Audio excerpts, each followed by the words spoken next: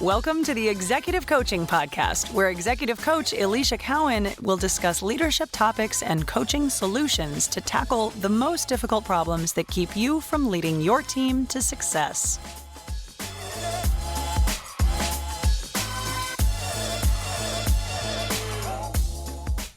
Hi, welcome back to the Executive Coaching Podcast. I'm here with a client. I'm so excited. I talk to you all as listeners that I don't typically bring a lot of guests onto the show. 2026 is a new year. I've been doing more of that, and I'm bringing you on the road with me. So I am here with a beautiful, lovely client of mine that I've actually met for the very first time in person because we do a lot of coaching virtually as I do. And so I'm with the lovely Steph Kusta. Thank you. I'm so excited to have you here. I'm And excited to be here. it's so fun because as I recently had Sarah on the podcast as well, who introduced us. Yes. And it was great because we got to record face-to-face in person, looking each other eye in the eye. And that is what we're doing here. I'm actually on the road as I'm recording this. So I'm in Columbus, Ohio. As listeners, I'm bringing you with me on some of my travels. I have lots of fun things that are happening this year to include some of the trips, meeting clients and being in person. And so Steph is one of the first ones to be in 2026 on the road for the podcast. So Thanks. welcome. Excited to be here. Yeah, it's going to be fun. Yeah. So listeners, I'd like to keep it very conversational, as you know. So when we're having these conversations, I want Steph to talk about who she is and what she does. But she is somebody that I've been working with probably, I guess now for the past, 6 months? No, that sounds something right. that? Yeah. And we talk a lot about leadership, and she is a woman in finance. So I'll let her tell her story here. But we really want to talk today about investing in yourself, investing in your team, and that investment. I really wanted her to talk about being a leader in finance and why that investment is so important. But first off, let's hear about you and a little bit about your story. Okay. So I am the treasurer at Orveon. Orveon is a fairly new organization. It started in December of 21. It's a private equity carve out of Laura Mercier, Bare Minerals, and Buxom Cosmetics. I got the chance to be the treasurer of that company and kind of just start the brand, that company and the department from scratch, right? I mean, it's one thing to come into an existing large corporation and put your tweaks and your touches on it. For me, it was a lot more exciting to come with all this green space and have a chance to really design a department the way I'd like to see it. I landed kind of in treasury by accident. It was just the first finance job that I got out of school. There's not a lot of education in finance about what potential jobs could be. And I just fell in love with it. And I moved up quickly. I had great bosses who supported me and developed me and saw something in me young. And, before maybe I was 27, I was running the North American Treasury office for Electrolux, the Swedish appliance manufacturer. Yeah. And then I kind of hit a point there in my career where it was either move to Sweden or kind of stay in your role. In my personal life, it was an option, but for my personal life, it was not. Yeah. So I ended up getting a job, moving to be the global cash manager for another startup, a Goodyear spinoff. And that was great, but it was in 2007, 2008, and that was a really rough time to be a startup. Lehman was the lead bank on our facility, and there was just a lot. And the things the private equity firm was doing to kind of keep the company afloat was just not super exciting to me. It was really rough. And I started looking, and I found Chart Industries, which ended up being such a pivotal change for my career. They really didn't have a traditional lead treasury person there before. It was just kind of under tax, and but they were starting to become international. They really needed someone that could lead an international treasury team. And so I started as a manager, and in 6 years there, I moved from that to assistant treasurer to treasurer, and they sponsored my MBA. So it was an amazing opportunity. They, again, really great bosses that supported me and developed me. And when I left there, I was part of the executive team.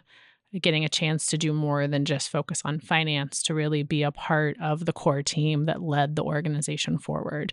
And I loved that. Found myself, though, unfortunately, as part of a reduction in force. Chart was very big as alternative fuel. And so their stock price moved with the price of oil. And right around 2014, 2015, when oil prices really went down, so did Chart stock. And with that, there was leadership changes, and I was impacted and found a role at Abercrombie that was really great. It took me out of manufacturing, brought me to retail, really shook up my background from a treasuring perspective, and did that for 6 years. And it was a fantastic opportunity. And it's really what made me allow me to have the skill set I needed to be successful at Orveon, which is a mix of the manufacturing and the retail. And it's really been a nice blend. And it's funny when you look back at your career and you think everything happened by accident, but it's like, wow, this chain really makes sense now, and how I ended up where I am. Yep. Yeah. That's fantastic. I did not know all of that Yeah. about you as well. It's a little bit of history that I did not know. Yeah. And I think it's interesting. You have a lot of great insight in a lot of different organizations, a lot of different, industries. But I'm curious, and I think I talked to a lot of leaders within finance and a lot of different type of leaders, but what's a little bit of like insight from your point of view, the part that people don't always see from the outside, maybe to like see what is it like to lead at the executive level that you're at? And, I hate to put the female qualifier, but even as a woman in finance, right? Yeah. Because it can be rare at your level, especially like people are, I think, again, I've talked about it in this podcast, women are starting to break that ceiling and start to be at the executive levels within finance. But I'm curious your take about what it's really like to lead. Yeah, I think for me, I think for each person it's different. I think what people don't see is how much I'm thinking about how people are impacted by all the things that we do. And it's constantly in the back of my mind of, okay, if we're going to do this project, who should run this project and why? Always thinking about how are the company initiatives going to drive the people side of the business. And I think that's something that you don't see, and you hope it's seen in the results and the way that it's executed. But it is something that I find is in the back of my mind all the time. If I know people are even just going through personal issues or things at work, how do I make sure that they can still be successful? And those are things that, this is going to sound bad, but there is a reason leaders are paid a little more. And it's because we're always thinking, and we're trying to take that weight, and we're trying to make sure that the road forward is better. And I don't think people see that. And I think a lot of times people don't think it's happening. And that says a lot that we're probably not executing on it as well as we should. But I think that's the thing that people don't see. Yeah. Well, and I think that's and the way that you say it, I don't think it's necessarily bad, but I don't think in some ways all the levels shouldn't necessarily know or feel, I say feel it, maybe they should feel it and the impact of it, but necessarily know everything that happens behind the scenes. But I think it's also could be a stereotype, right? Of finance, right? Yeah. To say like it's just the balance sheet or what's on the P&L. And you're right. Every leader is a little bit different, and you are unique, which is why we're talking, because you are a unique person. You have a unique way of looking at it, which is exactly why I wanted you to talk about it. But I think that's important to know, right? Even if you do have to make tough decisions, but the fact that, you are thinking about it from the lens of the people is something that does make you unique, because there can be that stereotype. But I'm curious, how did you learn that somewhere? How did you pick that up? Oh gosh. I think, I said this earlier, I had really great bosses through most of my career. I had bosses that obviously cared through the development I was given at a young age. I mean, really, to say that I ran a North American Treasury team at 27, that's insane. Wow. But I was given that opportunity, and I saw it. I saw them care. I saw those bosses care. I saw them take the extra time. Yep. And I also saw that they got attaboys for my success. Yeah. And that's okay. Yep. because they helped me get there. Yeah. Right. But there is, I mean, look, not everything we do is altruistic, right? We all have to, and you, as leaders, you look good when your team is successful. And that's a good thing. And I think that's part of our job, more so than the Excel spreadsheets that you're putting together at a certain point in your career. It's how successful is your team? If your team is consistently underperforming, Yeah. Reflection that's too. Right? yeah, that's part of the leadership, right? I mean, there's other things, but leadership is a component of that. So I always saw that early on, and as when I got a chance to be a leader and to have team members, I really thought about what I liked about my bosses, and I think we all have this inane desire or an internal desire to be liked. Mm-hmm. And there's a little bit of what did I like about my bosses? Yeah. What didn't I like about my bosses? And what kind of boss do I want to be? Yeah.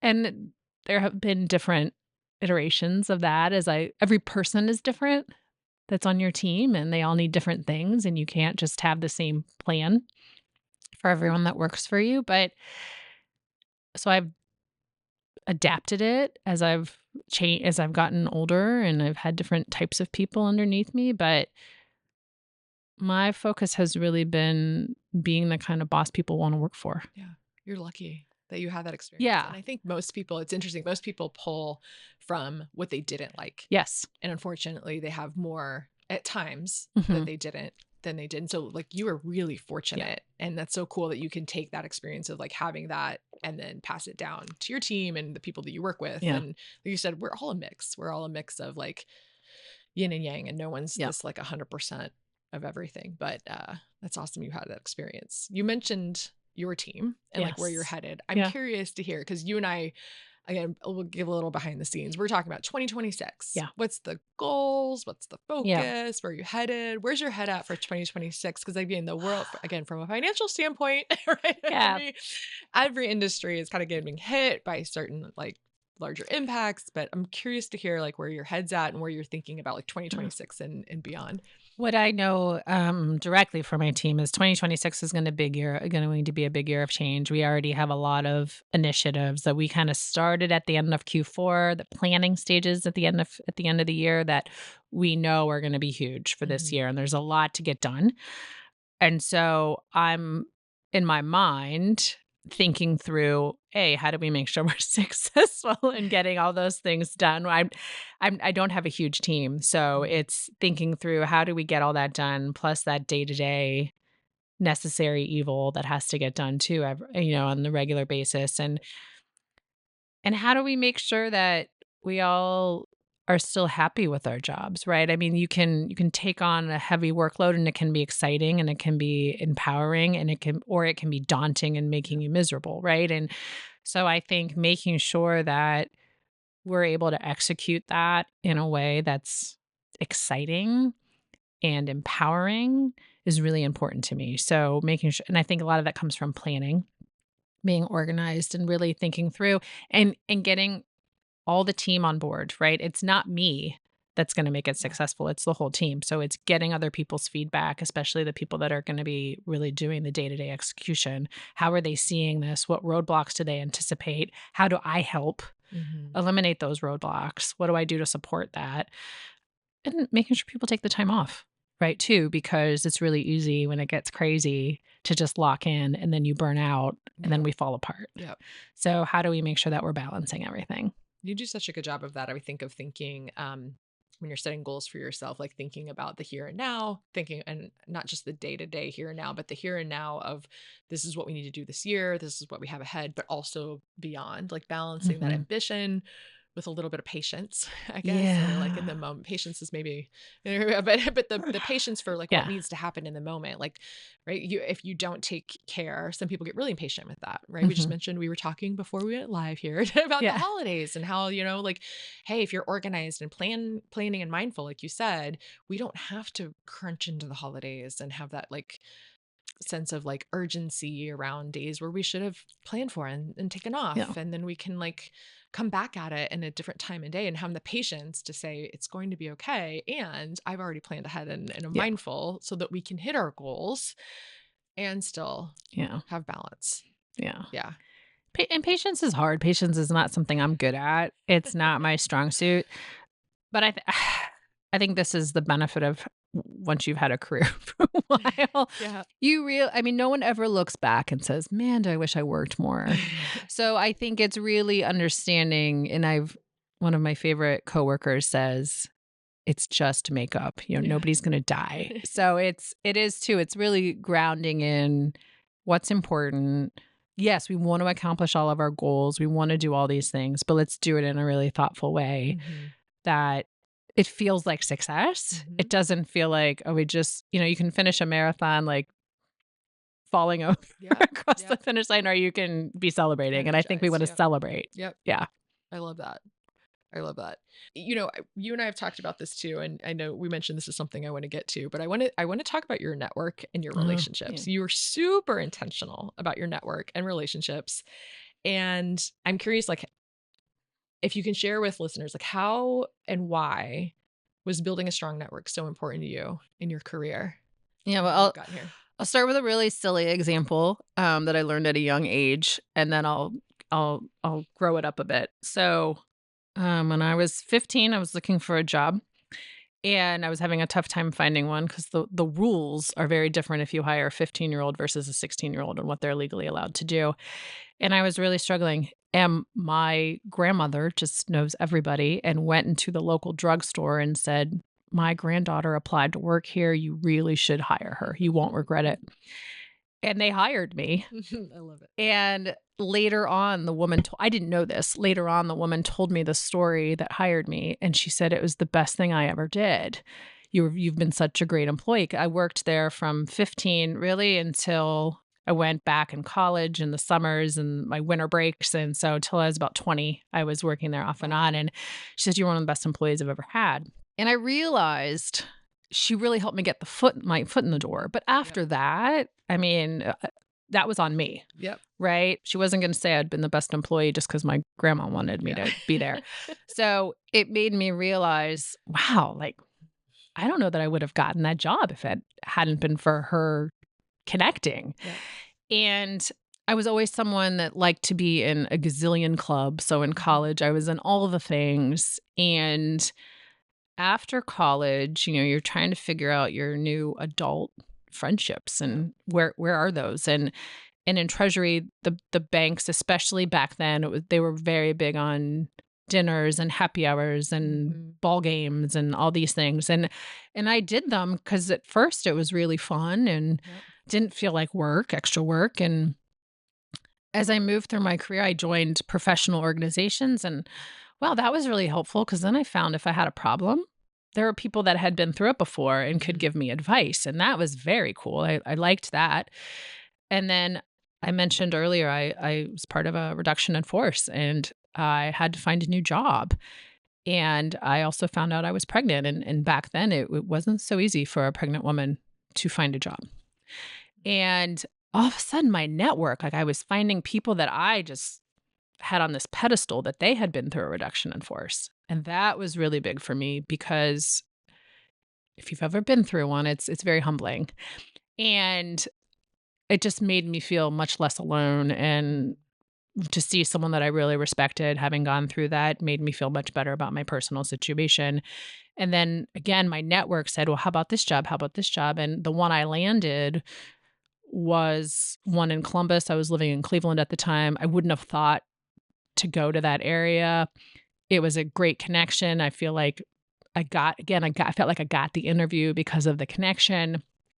And it was the right fit for me. And it really helped set my career in a new path. And so after that, I became very intentional about my network. Yeah. I absolutely made sure that I had regular, and it got harder because at that point now I had a family and it wasn't, the space wasn't there like it was earlier.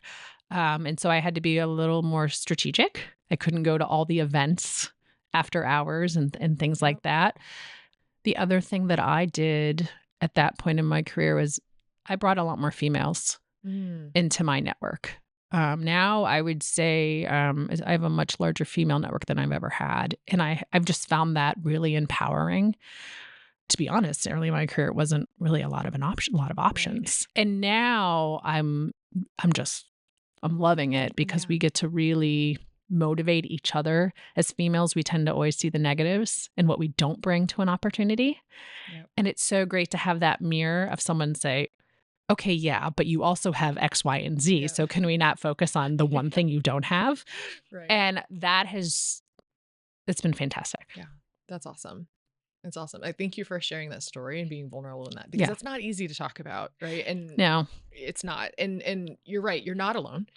And so many people, I appreciate you sharing that, because I think so many people will be able to identify with so many parts of that story. Mm-hmm. And I love your story because you are so intentional. Again, as you were growing up, you were intentional about doing it, just maybe not for the reasons that you thought. Yeah.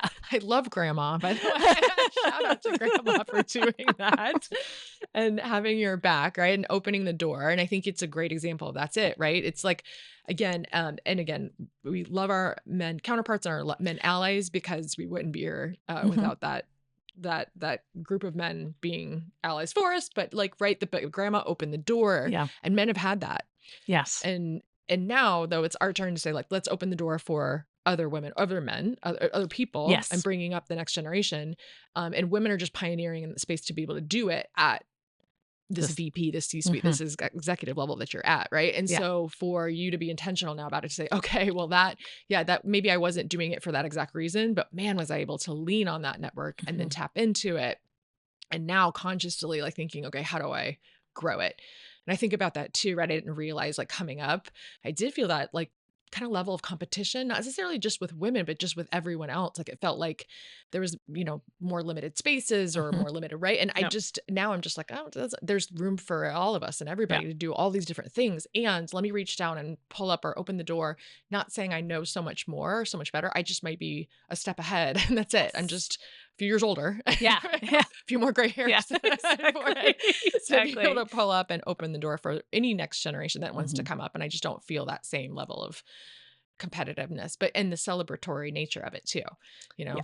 Sarah and I talked about it in the last podcast, and I met some women in her group of, I think it's the Good News Gang or the Good News group of the celebrating each other's accomplishments and wins, because you're right. Sometimes we just put our head down and we just keep going and we forget to look back and be like, wow, how far I've come and everything that I've done. So, and I commend you too, because some of the women I talk to forget to build that network, or men too, to be fair. But I think women especially, sometimes we just forget to really intentionally build that network in a way that feels and it's hard, right? We feel this responsibility if you have children or any. I do a couple nonprofit boards. We have all these competing priorities, but in the grand scheme of things, what if your coffee water cooler talk was with somebody external that you don't normally talk to, right? Instead of hanging out in the company cafeteria for a half an hour, accidentally bumping into someone. That's important too. Absolutely. Those things are all important, internal and external. Absolutely. But you can do it. You will be shocked once you start penciling these things in. And the other thing I do want to follow back on when I talk about expanding my female group, almost all my bosses that I talk about that were amazing were men. And so I talk about this a lot. As women, we do need to find ways to support each other, but we still need our male colleagues. Absolutely. We still need that support and that friendship and that support, because they also look at things very differently. It's very, I forget the stat, but I think if women are missing 10% of a job description, they won't apply. But if men only have 40%, they'll apply. Something like that. And so we need that. We need somebody to say, go for it. Yep. You're crazy. And so I think we can support each other. And so I'm always careful. I don't want to come across as a feminazi. No. But at the same time, we we need to support each other. Absolutely. Yeah. And I'm big on that in this Yeah. podcast of say like it is important to be aware and cognizant Yes. of the differences. Because again, I talk about it a lot in this podcast because for so long I kind of just put my head down and didn't have my eyes open to all the chess pieces around me. And I think it's just important. We're just aware of the chess pieces, neither Yeah. good or bad. They're Right. there, Right. and to be cognizant and conscious of it, and to say, yeah, we're bringing it all in. Bringing it all in for sure. But to have that awareness, because I think Yeah. it does make a difference Yeah. to be aware Yeah. of what's happening. I want to talk and switch to like about investment in people again. Mm. I like to, on this podcast, use examples from like what's happening with what I've seen when I'm talking to clients, when I'm talking to colleagues, and all the things, right? And I keep things very confidential and not disclose it, but because you're on the podcast talking about it, I will say you're someone that, as I see behind the scenes, you invest heavily in your team and your people. You invest heavily in your own development, and you also believe investing in people, which again, stereotypically for finance, not typical, but I would like to talk about like why you believe in that, or someone that gets to see the full picture, the full financial picture of an organization. And I think the question is always, when you're talking about development or investment into people, or right, it's like, what's the ROI? Yeah, what's the ROI on that? Yeah. And sometimes it's hard to quantify and be It's like, really well, hard. Really It's hard. really hard. But we know it's there. We know it's tangible. But from as your seat as a finance leader, like, how do you think about investment? And I think we talked about before about both head count, but also then the development of the people once you have the head count in the door. And I think there's different ways too. I mean, obviously headcount is a really obvious one, and it's easy to see on a P&L and things like that. And investment can be learning classes and things like that, but it can also just be, mentoring, and there are time. Time. And so while it doesn't show up on any balance sheet anywhere, it's technically free to give. It's important. And, when you think about it, let's take it two ways. If you have someone performing on your team, if they're a low performer and you don't invest in them, we all know what's going to happen there, right? And the cost of that, and the time of that, and the opportunity cost, right? Because now your when that person is eventually let go, now you've got this void. So you're either bringing in temp work, or your other people that are there are getting saddled, and things aren't getting done. Like, not everything can get done. Or you have this other example where you have someone that's strong, but you're not investing in them. So what's going to happen there? They may leave, right? They may feel that they're not getting invested in there, and that's terrible, right? Like, that's the worst answer, because now you're going to have all this additional cost. And we all know hiring feels like a crapshoot anymore. You just don't always know what you're getting. You don't know that you're going to be able to replace with that same quality of person.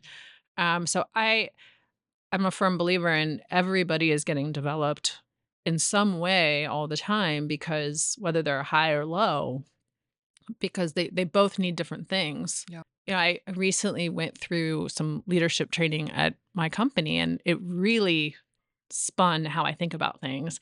They talked about, why aren't we focusing on people's strengths and building them instead of focusing so much on people's weaknesses and trying to develop those? And it's really put me in a bit of a spin because of traditionally how we're taught to develop people. And so I've been thinking a lot about that as I think about 26 and planning, and what are people's strengths, and who should be doing what projects, and who should be doing what things.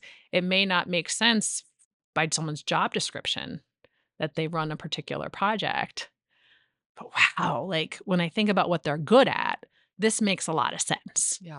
And that got me really excited. I've been really rethinking so many things of how I used to do things. And I like that. I love when a training does that. And so I think there's opportunity costs that we all need to evaluate and think about, that you're saving the company by spending that time and that energy, and maybe even those dollars. I think all things do a little bit, whether it's a big company happy hour for a half an hour, or if it's giving managers some dollars to have a small team lunch, or is it a training session, or it depends, right? And I think we need to give leaders the empowerment to really look at what their teams need and be smart about that, about what really will provide the ROI that we're looking for, whether it's obvious in the financial statements or not. Yep. I love that. I love that. And I think about how many organizations view, both like coaching and development. And, you and I were talking about this aspect of, as a coach, I typically think about investing in people that are already performing well Mm-hmm. and taking them to the next level and accelerating that, Yeah. right? And I think a lot of times, sometimes it's like, well, development or coaching goes to people, to your point, like, how do we focus on the things that they're not doing well and get them like to do those things better and get up to an acceptable level where they're doing better? Not to say, right, to address underperformance. That, of course, we want to do. Right. But at times, I love your point on that. It's like, how do we take what you're doing well and then remove all the impediments, right? Or remove all the things, and how do we just accelerate that to make you even better, faster at what you do? Mm-hmm. And a lot of times people think like this outsourcing development or outsourcing coaching, they look at it almost as like something's gone wrong, right? It's Yeah. like repairing the house and calling the plumber or whatever, like we got to fix it and get it back up to minimum standard. But it's not the case.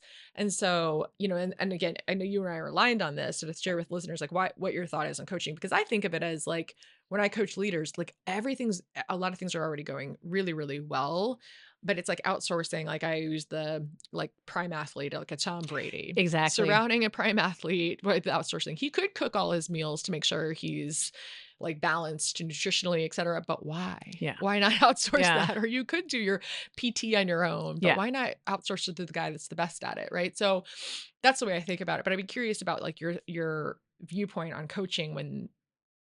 How do you see it differently? I guess, and how do you see it as how it accelerates leaders and your own leadership? Yeah. I mean, I think there is a time for mentorship that can happen in the workplace and things like that. But I do think there's something to be said for somebody who is really looking at you as the person and you and your career and isn't and is really taking that step back and thinking through what makes the most sense.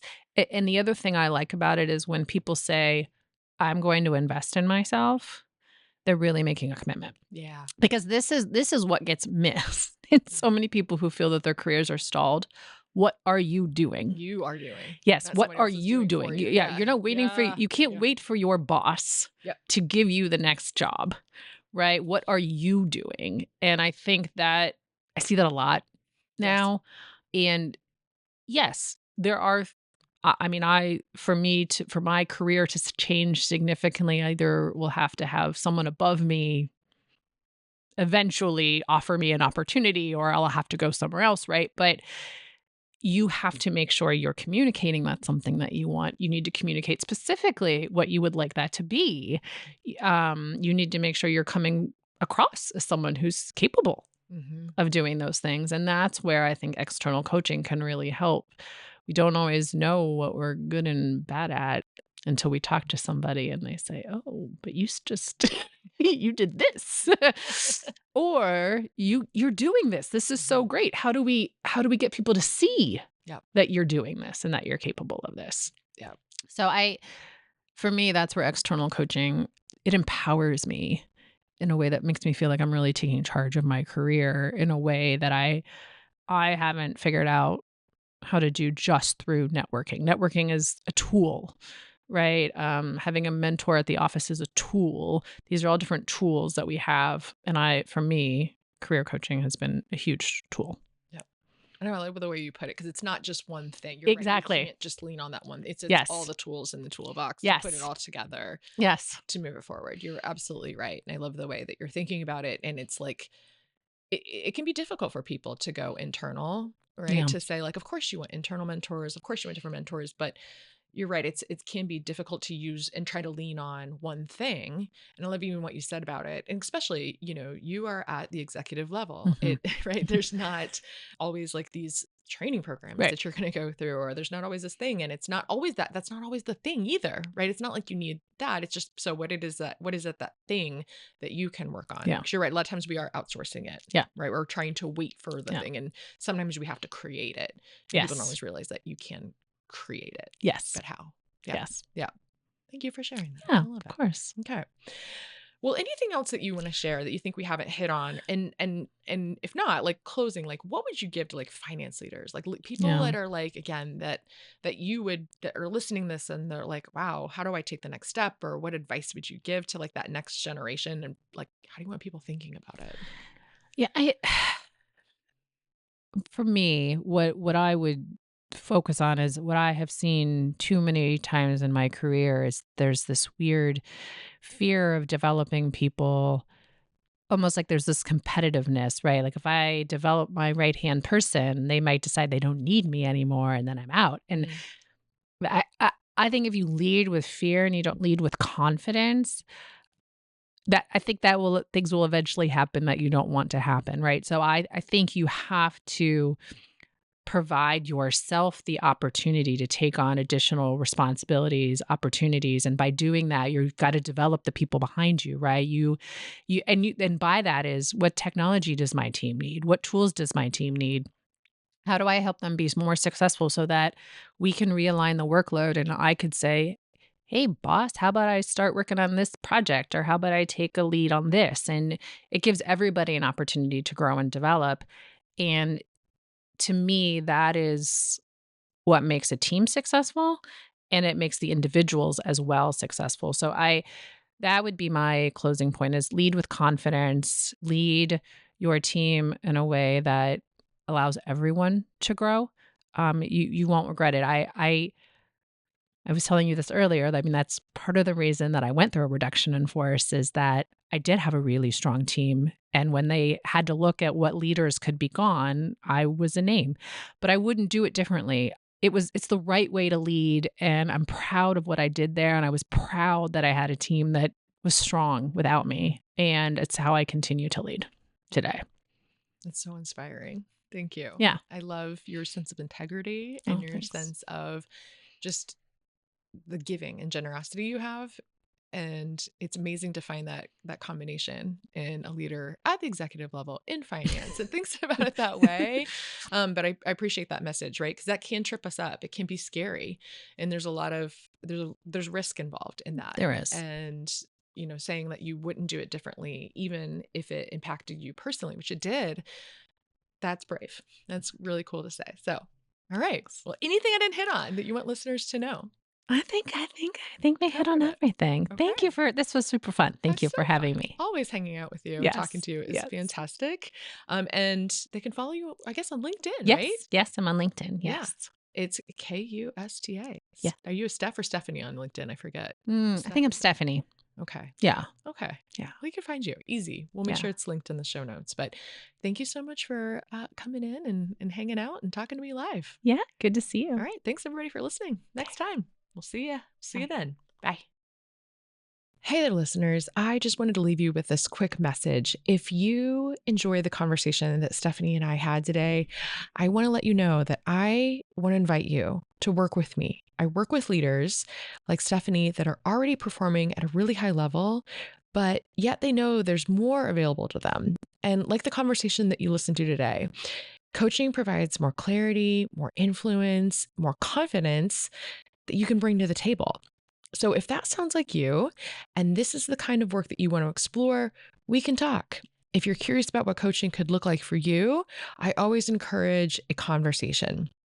There's never any pressure, just a safe space to explore whether it might be the right investment for this season of your leadership. So feel free to reach out to me if any of this resonates with you.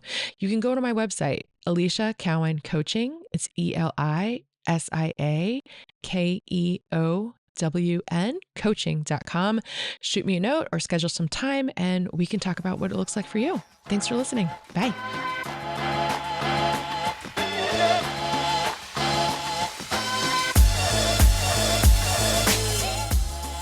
Thanks for joining us for this episode of the Executive Coaching Podcast with Alicia Cowan. If you're ready to have an executive coach who's ready to help you lead your team to success, then book an introductory call at aliciacowancoaching.com/call.